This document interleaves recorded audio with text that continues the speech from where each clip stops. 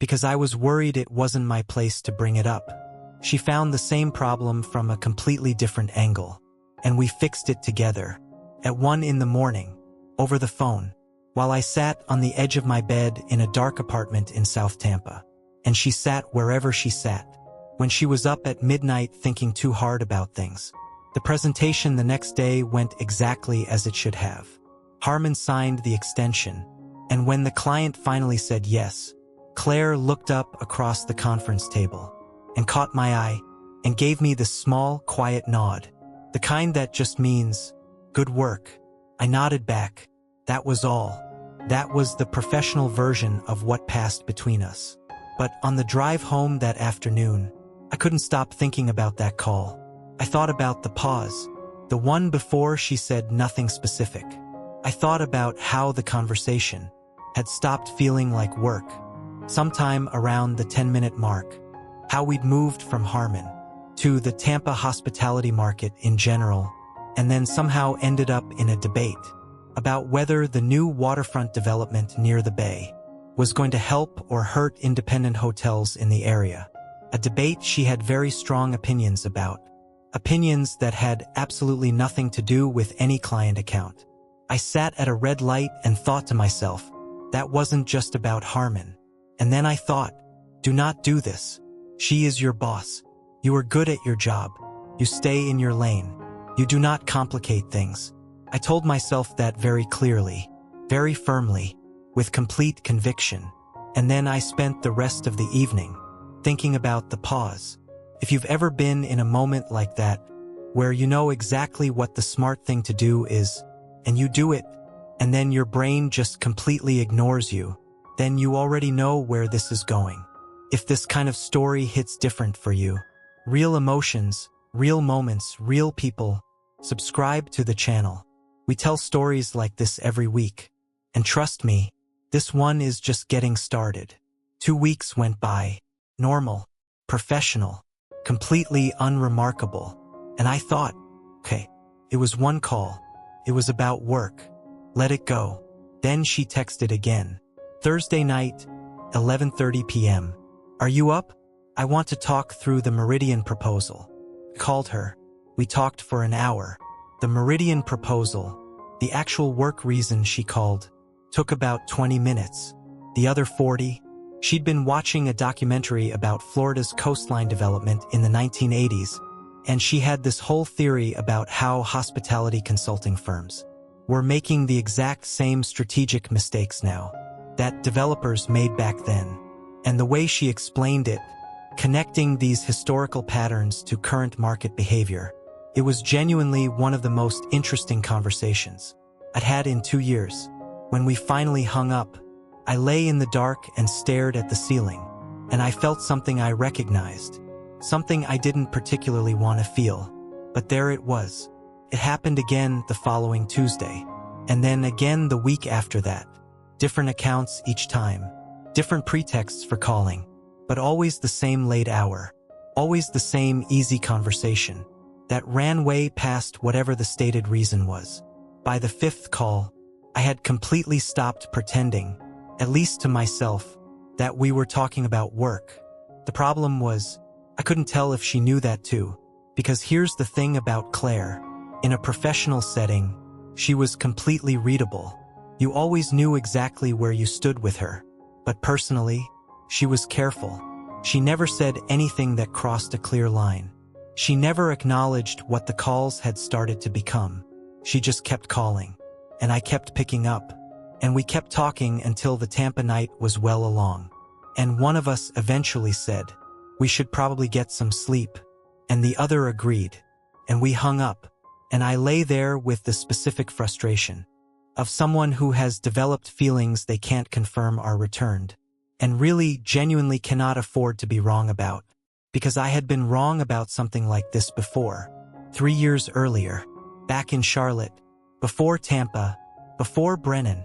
There was a woman I worked closely with. Her name was Faye, and I had been completely certain that she felt what I felt, absolutely certain, the kind of certain that doesn't leave room for doubt. And then one afternoon, she looked at me with genuine surprise, and told me she thought of me as purely professional and hoped she hadn't given me any other impression. She wasn't cruel about it. She wasn't trying to mislead me. She just hadn't been aware of the line she was walking, and I had been aware of nothing else. It cost me 8 months of sitting across from her in meetings, knowing I had built something enormous out of something that never actually existed. And eventually it cost me a job I had genuinely loved. I moved to Tampa partly just to start over. I had spent 2 full years building something stable, something clean. I was not going to pull on this thread without knowing what was on the other end of it. So I did the sensible thing. I answered the calls. I enjoyed the conversations. I kept my feelings exactly where I kept everything else, in their lane. And I waited.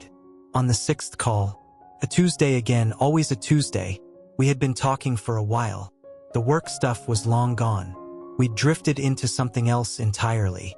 And then she said, kind of quietly, almost like she was thinking out loud, "You know what I like about talking to you?" "What?" I said. "You actually listen," she said. Not to respond, not to come back with something smart, just to listen. There was a pause then, not the professional kind, something different. "Most people don't do that," she said. I held the phone. I looked at the ceiling, and I said very carefully, "I find you interesting to listen to." Another pause, longer this time. "Good night, Jake," she said. "Good night," I said. I put the phone down, and I just lay there in the dark thinking, something is happening here. And then, I am not going to assume. And then, this is going to be complicated. I was right about all 3. Then came the 7th call, a Wednesday this time, and I didn't answer. Not because I decided not to, but because I was already on the phone with my brother back in Charlotte. Long call. It ran later than I expected. When her name came up on my screen, I sent it to voicemail and finished talking to my brother. By the time I thought to call back, it was past midnight. I figured she'd already gone to sleep. She hadn't. The next morning, 7:15 a.m., my phone buzzed. "Everything okay? You didn't pick up." I read that message 3 times. Not because it was complicated, because of what it told me about the hour at which she had noticed. She had noticed. At midnight, she had still been paying attention to whether I called back. I replied, "Sorry, was on another call." "All good." "Okay, good," she wrote back. "See you at the 10 o'clock. The 10 o'clock was the weekly team meeting. 8 of us around the conference table on the 4th floor. Tampa Bay visible through the windows on clear days. And that Thursday was one of the clear ones. Claire ran the meeting the way she always did. Efficient, focused, no wasted time. She didn't look at me any differently than she looked at anyone else. She was completely professional, completely normal, except halfway through the meeting, when I was presenting a brief update on the Meridian timeline, she interrupted me with a question. And the question had a very obvious answer. An answer she already knew, because she was the one who briefed me on the Meridian timeline. In the first place, I answered it. She nodded. The meeting moved on. But afterward, back at my desk, I couldn't stop turning it over. Claire Weston did not ask questions she already knew the answers to. She didn't do that. She asked questions because she wanted something specific. So what did she want? I thought about it for a long time, and I came to only one conclusion. She wanted to hear my voice, in a normal setting, to check that I was actually okay. I sat at my desk and looked at my monitor, and thought, this is either exactly what it looks like, or I am building an elaborate story, out of almost nothing, and the consequences of getting it wrong in either direction are significant enough that I need to be more careful than I've ever been about anything. That evening, I went for a run along Bayshore Boulevard, the long waterfront path that curves along Tampa Bay. I do my clearest thinking when I'm moving, and there's water nearby. It was early evening, sky going orange over the bay. One of those Florida evenings that makes you understand why people move here and then wonder why they stop appreciating it. Once they do, I ran for 40 minutes, thinking about the pattern of things. The late calls, The easy conversation, the Wednesday voicemail, the question in the meeting she already knew the answer to, the 7:15 text that said, "You didn't pick up." The pattern was clear. What wasn't clear was whether Claire herself had decided what it meant yet, or whether she was in the same uncertain middle ground I was in, moving toward something, without fully admitting to herself that she was moving. I got back to my apartment, showered, made dinner, and at 9:30, my phone buzzed. Not a call this time, a text. "Are you running tonight? I drove past Bayshore and thought I saw you." I stood in my kitchen with a fork in my hand and just stared at the screen. She drove past Bayshore. At the same time I was out there, close enough to think she recognized me, and instead of just letting the moment pass, she texted. I wrote back, "Yeah, just got back. Did you run too?" She replied, "No, I was driving back from a client dinner in Hyde Park." Then, "How was the Bay tonight?" And then, before I could even respond, she sent one more. "You always seem like a runner. I don't know why I think that." I looked at those 3 messages for a long time, and then I typed, "The Bay was good. Come next time." I hit send before I could stop myself. Then I put the phone face down on the counter and finished my dinner. 20 minutes later, she replied, "Maybe I will." 2 words, but they sat with me for the rest of the night. The next 2 weeks had a completely different feeling to them. The late calls kept coming, but the conversations had shifted. They weren't even pretending to be about work anymore. We'd moved into something else entirely, 2 people talking because they wanted to. She told me about growing up in Sarasota, an hour south of Tampa. Her dad managed a hotel there for most of her childhood. She said it gave her an inside view of the hospitality industry, and an even stronger desire to do things differently than he had. I told her about Charlotte, what I'd wanted from my career at 23, what had actually happened, and how Tampa had turned into a better fit. Then I'd admitted to myself, for the first year I was here, "Do you miss Charlotte?" She asked one night. "Parts of it," I said. "Not enough to go back." "What made you stay in Tampa?" "The work was good," I said. "And I like being near the water." "The work at Brennan?" she said. "Both," I said. "Brennan more than I expected." There was a pause. "Good," she said. One word. But the way she said it, that wasn't how a director talks to a coordinator about retention. That was the way someone talks when your answer mattered to them, for a reason they're not ready to say out loud yet. I noticed that. I filed it away. 3 days later, she stopped by my desk at the end of the day. The office had mostly cleared out. She stood there for a second, then said, "I'm getting coffee from the place across the street. Do you want to come?" Not a late-night call, not a text. In person, a direct invitation. Nothing behind it except itself. I closed my laptop. "Yes," I said. We walked across Kennedy Boulevard to the small coffee shop that the office used for actual conversations, the kind you couldn't have in the kitchen upstairs. We sat at a table by the window, and we talked for a full hour. No phone, no distance between us, and it was exactly as easy as every one of those late-night calls had been, except considerably more complicated, because this time I could see her face the entire time. At some point, she set her coffee down and looked at me and said, "I owe you an honest conversation." I didn't say anything. I just waited. "About the late calls," she said. "I want to make sure I haven't put you in an uncomfortable position." "You haven't," I said. "I'm your director," she said. "I know," I said. "I want to be careful about that," she said. "So do I," I said. She held my gaze for a moment. "Good," she said. "Then we're on the same page." She picked up her coffee. I picked up mine. Outside, Tampa went on in its usual way. Hot, bright, indifferent. But the conversation had happened, and the fact that it had happened meant she had been thinking about it, which meant it was real enough to be careful about. And that was the closest thing to confirmation I'd received. She kissed me on a Friday evening in April, and then spent the next 3 weeks acting like it never happened. That was when I understood that the trust between us was not going to be a simple thing. The Friday was the firm's quarterly gathering, a low-key evening event at a rooftop bar on the Riverwalk. One of those nights where the Tampa air is warm, the river is below you, and everyone is in that loose, easy mood that comes when a good week finally ends. I'd been talking to a guy from the accounts team for most of the first hour, and at some point, I looked across the rooftop, and Claire was looking at me, not in a quick glance kind of way, just looking. And when I held the look, she didn't drop it. She came over about 20 minutes later.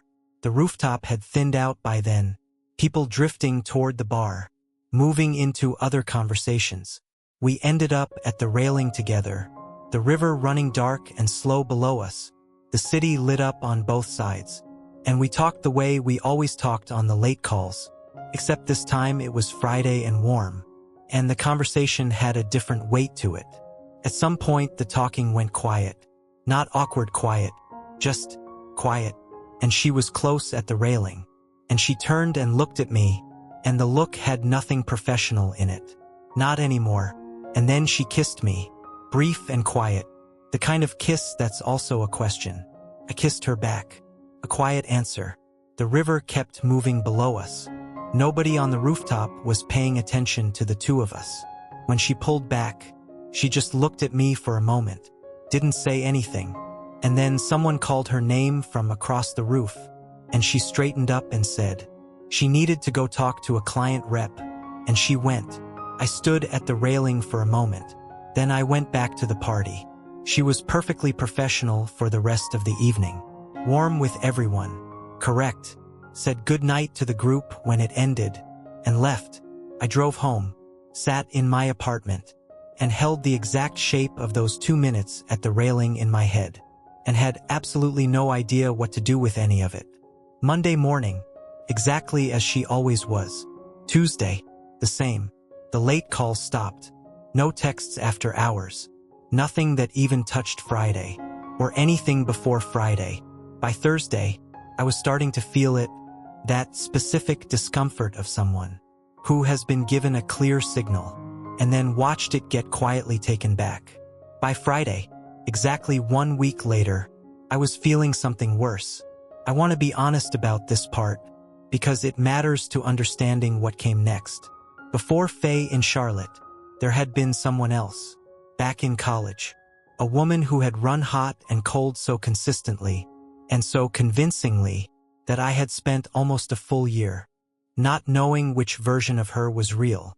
It left a mark on me, the kind of mark that becomes a reflex, the kind that fires immediately, the moment something starts to look like that same pattern. And sitting in my office on that Friday afternoon, looking at my monitor without seeing it, that reflex was firing. I thought, you told yourself you wouldn't do this again. Saturday morning, I texted her. I didn't call. Texting felt safer.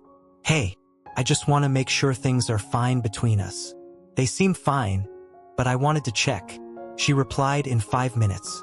Of course things are fine. Why wouldn't they be? I stared at that for a long moment. Then I typed, Friday, on the rooftop. Longer pause this time. Then, I may have had one too many drinks. I put the phone face down on my kitchen counter and left it there for an hour. I didn't trust myself to respond right away.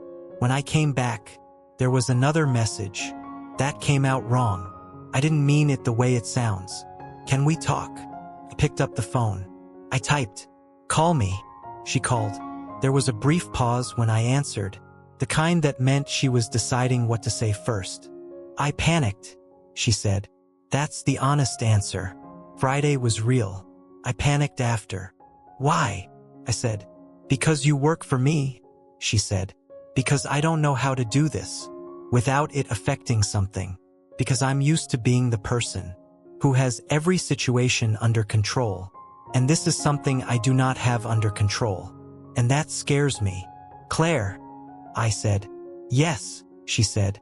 I need you to be straight with me, I said. Not because I'm making demands, but because I've been in situations before where the signals went in different directions, and I spent a long time not knowing what was real, and it cost me more than I want to explain right now. So I need to know, is this real, or should I let it go? A long pause, longer than any other pause. It's real, she said. Her voice was quieter. I'm just scared of what real means here. So am I said. But being scared of it being real is different from it not being real. Yes, she said. It is. Then we figure out the rest of it together, I said. One thing at a time. She was quiet for a second. You make it sound simple, she said. It's probably not simple, I said. But we figure it out anyway. Another pause. Jake, she said. Yes. I want to see you. Not for work. Outside the office. Properly. Yes, I said. Saturday, she said. I know a place on Anna Maria Island, about an hour south of here. It's better than any rooftop bar. Saturday, I said. I didn't expect what happened next. Not the scale of it. Not the way a single afternoon on that island was going to shift everything. But I'm getting there. Anna Maria Island was everything she'd described. A narrow strip of old Florida on the Gulf side of the coast, where the sand was pale and fine, and the water was this impossible shade of green that looked like something out of a travel magazine. We drove down separately and met at a small restaurant. At the north end of the island, tables outside, the Gulf visible from every angle. Nobody from Tampa. She was already there when I arrived. Corner table. Her back to the water so she could see the entrance. I noticed that immediately, the way she had positioned herself to see who walked in. That told me something about her. She was wearing a light sundress the color of sea glass, her auburn hair loose around her shoulders, and she looked relaxed in a way I'd never seen from her in the office. Still slightly guarded, but present, like she'd decided to be there, and it was costing her a little to stay open. We had lunch and talked for 3 hours, and it had the same ease as every late-night call, except now it was afternoon light, and Gulf breeze, and no professional distance between us. At some point she looked at me and said, "Tell me about the thing in Charlotte. The real version, not the career version." I looked at her. "What makes you think there's a non-career version?" "You said it cost you more than you wanted to explain," she said. "That was months ago. I've been waiting." "You've been waiting months to ask me that?" "I wanted it to be the right time," she said. Simply, I told her about Faye, the full version, not the summary I'd given myself. The year of believing something was there. The afternoon it was clearly corrected. The 8 months of sitting in the same office after that, knowing I had built something enormous, out of something that never existed, and how it had changed the way I operated, made me hyper-aware of the gap between what I wanted to be true and what was actually being communicated. She listened without interrupting once. When I finished, she was quiet for a moment. Then she said, "Is that what you thought was happening with me? After the rooftop?" "For about a week," I said. "Yes." She nodded slowly. "I did panic," she said, "but not because it wasn't real. I panicked because it was real, and I didn't know how to protect it, and also protect everything else at the same time." "Everything else," I said. "The team," she said. "The work. You specifically. If this goes wrong, I'm the director and you're the coordinator. That imbalance lands on you, not me." I needed to figure out how to make sure that didn't happen. Before I said anything, I looked at her across the table. "That's what was going through your head," I said. "That's what was going through my head," she said. "You could have told me that," I said. "I know," she said. "I'm used to solving problems before I talk about them. I don't always leave room for other people to be part of the solving." "I noticed that," I said. "I know you noticed," she said. "You notice most things." The Gulf was very flat and green beyond the restaurant. The afternoon light on it was the specific gold of a Florida April. Warm, slow, in no hurry at all. "I need to be honest about something too," I said. She waited. I have a reflex, I said. From Charlotte. From before Charlotte, actually. When things start to feel uncertain, I start mentally preparing an exit. Before I've even confirmed I need one. It's protective, but it's not fair to whoever I'm with. Because sometimes uncertain just means in progress. Not falling apart. She looked at me. Were you looking for the exit? I was considering the door, I said. I hadn't moved toward it. What stopped you? You called back, I said. And you told me the truth. She was quiet for a moment. Then she reached across the table and put her hand over mine. Not dramatically, just placed it there. I'm not Faye, she said quietly. I know, I said. I need you to keep knowing it, she said. Even when I handle things badly. Even when I go quiet because I'm solving instead of talking. I need you to ask me directly, rather than assume the worst. Because I will always tell you the truth, if you ask me directly. And I need you to ask instead of going quiet on me, I said. Because the quiet is where I start building the wrong story. She looked at me for a long moment. We're both kind of terrible at this, she said. We're both aware that we're terrible at it, I said. Which is actually different. She turned her hand over under mine and held on. We stayed on Anna Maria Island until the sun started going down. After lunch, we walked the beach, shoes off, warm Gulf water running over our feet at the edge of the tide.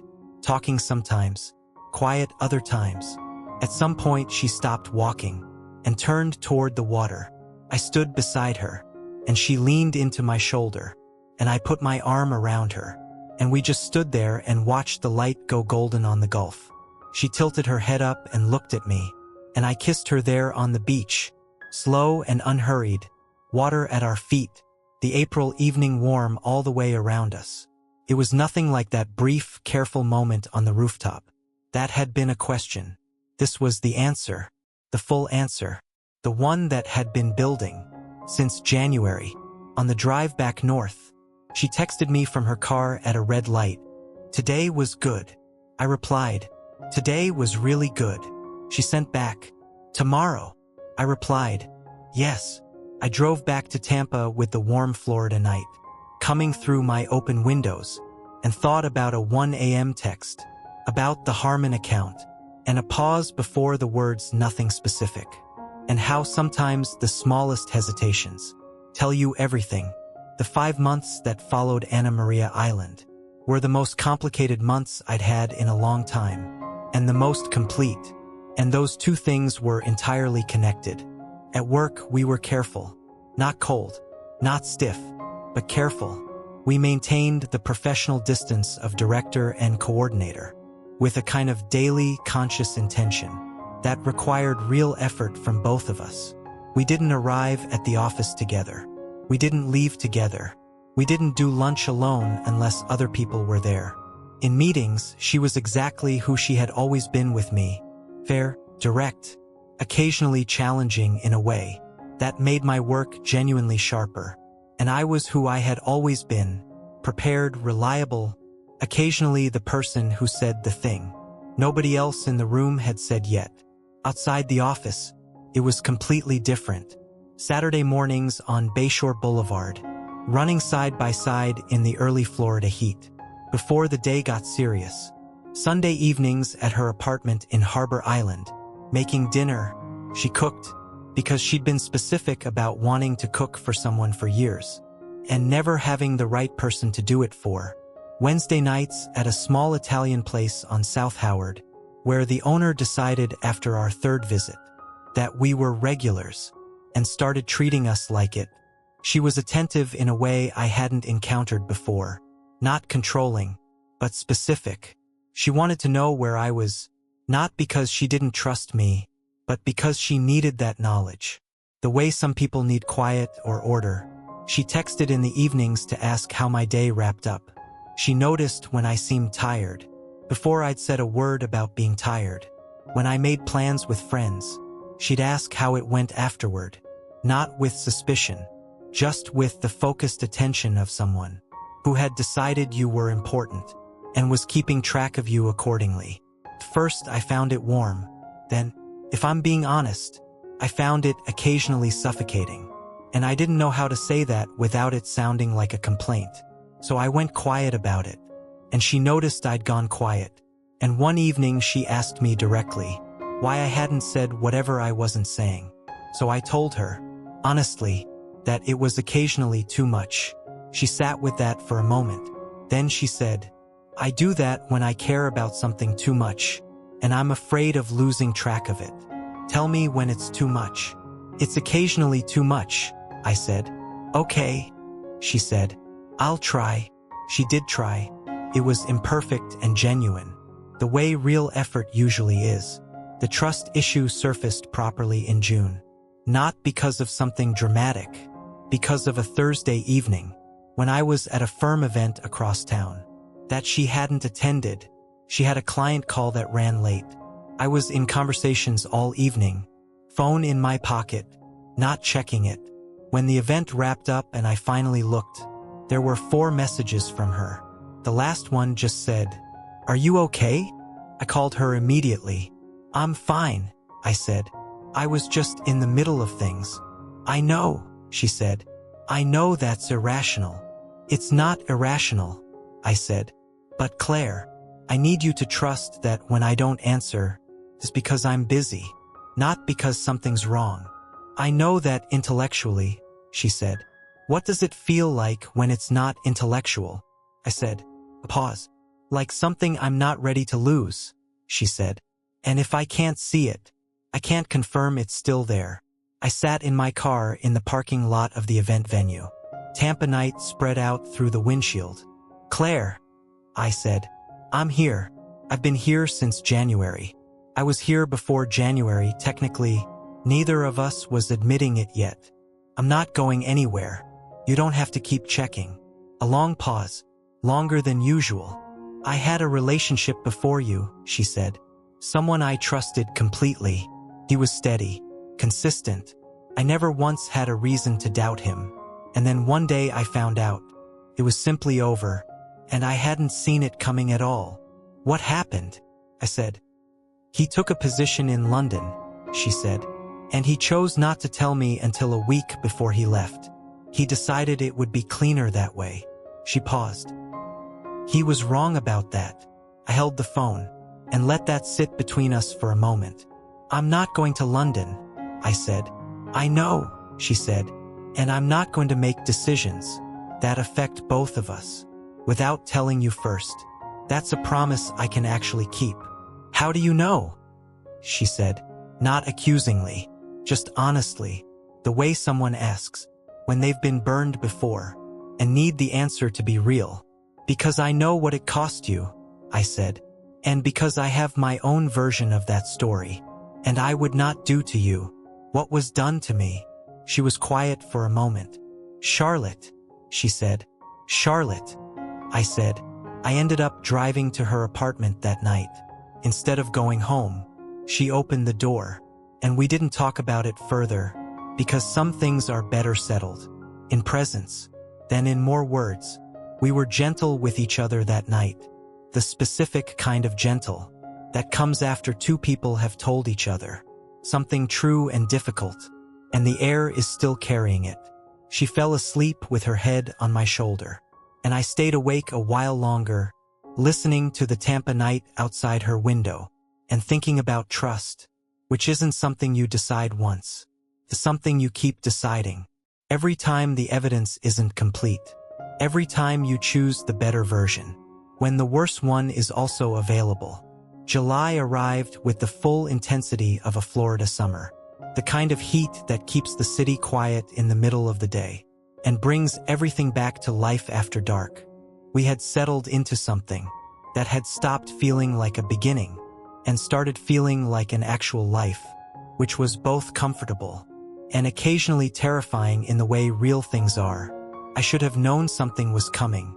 Every significant thing between us seemed to land on a Tuesday, and it was a Tuesday evening in late July when she called me at 7 p.m., and her voice had something in it I'd never heard before.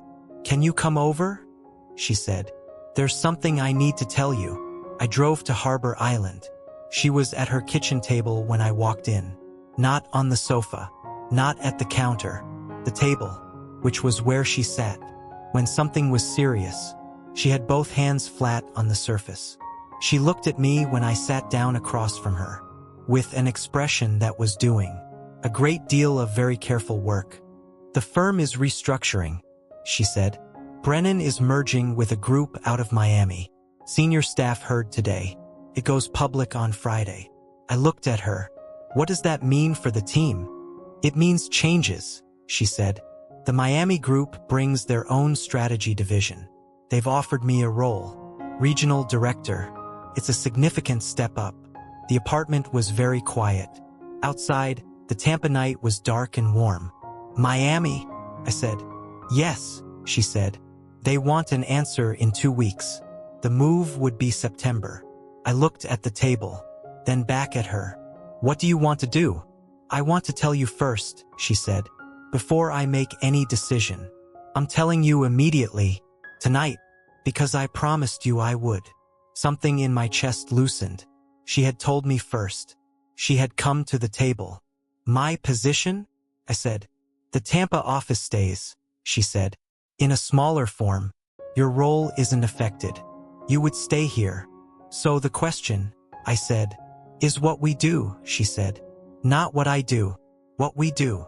I looked at her across that kitchen table in the July evening, and I thought about trust, about choosing the better version, when the worse one is sitting right there. She had told me immediately. She had said we. "I'm not a long-distance person," I said. "I want to be upfront about that." "Neither am I," she said. "Which is why this is a real problem, not a simple one." "Tell me about the role," I said. She told me. It was significant, the kind of opportunity that doesn't come back around. Everything she'd been working toward for 6 years. "You should take it," I said. "Jake," she said.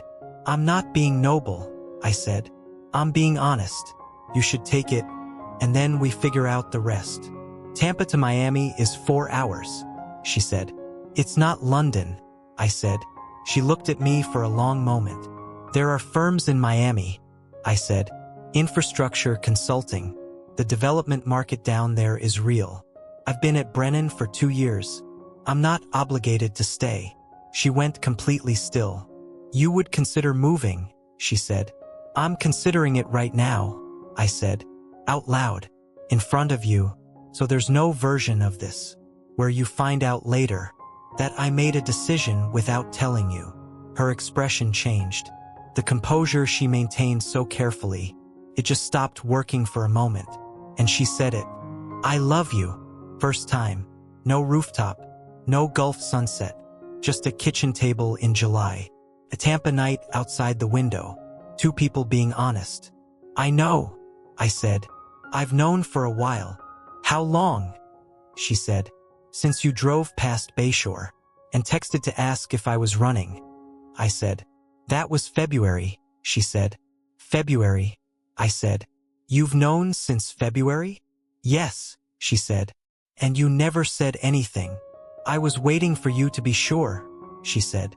"And then I was waiting for the right moment. And then I decided, there's no right moment. There's just the one that's available." She stood up from the table and came around to where I was sitting, and I stood, and she held my face in both hands and kissed me in her kitchen, with the Tampa night outside, and the future ahead of us, real and complicated, and completely open. She took the Miami position. I spent August making calls. 3 firms in Miami. 2 of them were genuinely interested in my background. She moved in September. We drove the 4 hours every other weekend, trading directions, arriving at each other's doors, with that specific relief of presence. After too many phone calls, in October, one of the Miami firms made me a formal offer. I called Claire from my Tampa apartment.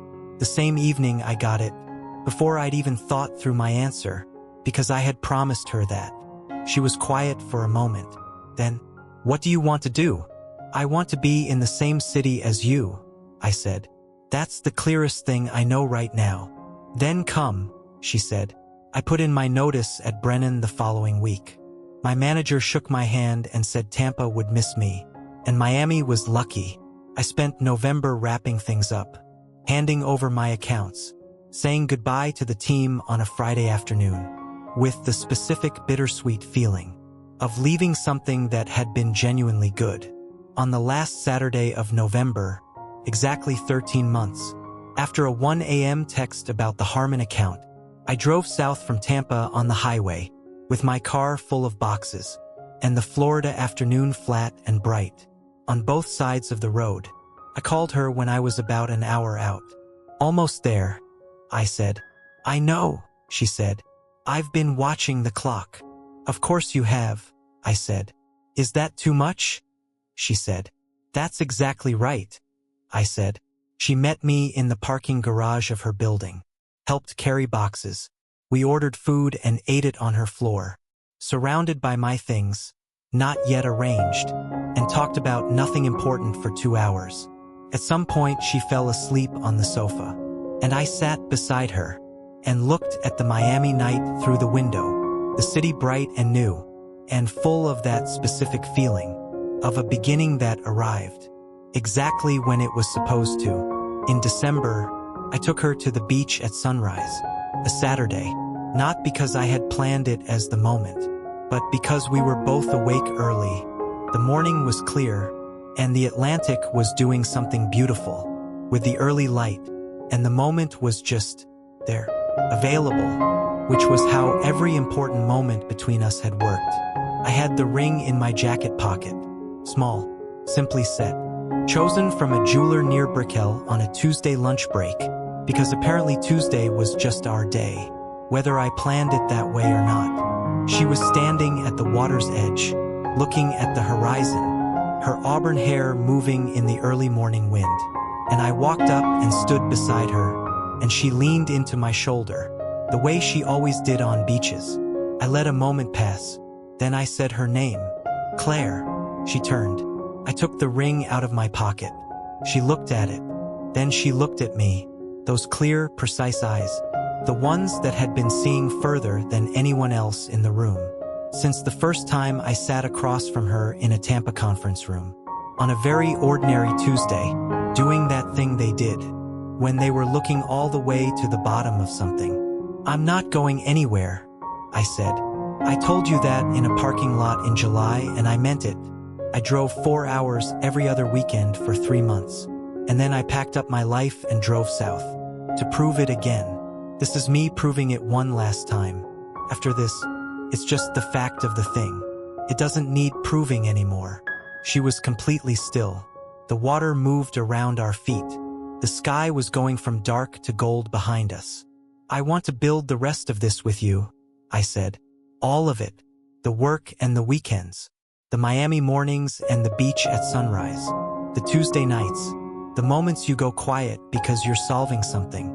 And the moments I go quiet because I'm building the wrong story, and we have to pull each other back to the right one. All of it. Everything. She looked at the ring for a long moment. Then she looked at me. You should know, she said quietly, that I've had my answer to this for about 7 months. Since April, I said. Since February, she said. When you told me to come next time on Bayshore Boulevard. I thought yes then. And then I thought about everything that needed to happen first. And I quietly started making sure it did. I looked at her. You were already working toward this, I said. I told you, she said. I solve things before I say them. She was smiling. Claire, I said. Yes, she said. Now the real question. That is also my answer, she said. Yes. I put the ring on her finger, at the edge of the Atlantic. On a December morning, the Miami sunrise coming up behind us, the cold water running over our feet, everything ahead of us open, and real, and completely ours. She held her hand up and looked at the ring in the early light, then looked at me. We're going to be very good at this, she said. We're going to be somewhat terrible at it, I said. And very good at fixing it, she said. Yes, I said. That too. The sun came fully up over the Atlantic. The Miami morning opened around us, warm, bright, moving forward, the way mornings do, and she took my hand and held on, the same way she had been holding on since February, since a text at 1 in the morning, since a pause before nothing specific, with the grip of someone who had found what they weren't going to lose track of, and decided, completely and without reservation. My boss texted me at 1 in the morning, and my first thought, before I even read the message, was that I was fired. My name is Jake Mercer. I'm 29 years old, and at the time, I was a senior communications coordinator for a mid-sized hospitality consulting firm called Brennan and Associates, based out of Tampa, Florida. It sounds more impressive than it was. Most days I wrote reports that summarized other reports. I sat in meetings about upcoming meetings, and every now and then, maybe once a month, I produced something genuinely useful that nobody acknowledged for at least 2 weeks. That was the job, and I was good at it. I stayed in my lane. I didn't cause problems. I ate lunch at my desk 4 days out of 5, left at a reasonable hour, and in 2 full years at that company, I had never once given anyone a reason to contact me at 1 in the morning. So when my phone lit up on my nightstand that Tuesday night, and I rolled over half asleep and squinted at the screen, my stomach dropped before I had even read a single word. The name at the top of the message was Claire Weston, Director of Client Strategy, my boss. Now, let me tell you a little about Claire, because you need to understand who she was before you understand what any of this meant. I had worked directly under Claire for the entire 2 years I'd been at Brennan, and in that time, I had built a very detailed and honestly somewhat exhausting understanding of exactly who she was professionally. She was 34, sharp in a way that made people uncomfortable in meetings, because she always saw 2 steps ahead of whoever was speaking. She had taken the client strategy division from 4 people to 11 in 18 months. She wore her auburn hair loose around her shoulders in this way that looked completely effortless and somehow completely intentional at the same time, which was also exactly how she ran every meeting she was ever in. She was fair. She was demanding, in roughly equal measure. She did not waste words. She did not send unnecessary emails. She had never, not once in 2 years, texted me outside of business hours. So you understand why my stomach dropped. The message said, "Can we catch up? I've been thinking about the Harmon account presentation, and I want your read on something before tomorrow." I read it once. Then I looked at the time, 1:07 a.m. Then I read it again. The Harmon account presentation was at 2 p.m. the next day. I had been preparing materials for it all week. It was, by any reasonable measure, completely under control. There was nothing about it that required a 1 a.m. text. Nothing. I typed back, "Of course, now or tomorrow morning before the meeting." The reply came back in under a minute. "Now if you're awake, call me." I sat up in my bed in my apartment in South Tampa. I looked at the phone in my hand, and then I called her. She answered on the second ring, and she did not sound like someone who had just woken up. She sounded like someone who had been awake for hours, turning something over in her mind, the way people do when a problem has really gotten under their skin. I didn't know that about her yet. I would come to know it very well. "Jake," she said, "thanks for picking up." "Of course," I said. "What's going on with Harmon?" There was a pause, just slightly longer than a professional pause, and I noticed it, but I didn't say anything about it. "Nothing specific," she said. "I just wanted to think through the framing with someone who actually knows the account." So we talked for 40 minutes about the Harmon presentation, which she was absolutely right to think carefully about, because there was a framing issue I had spotted days earlier and never mentioned, to keep it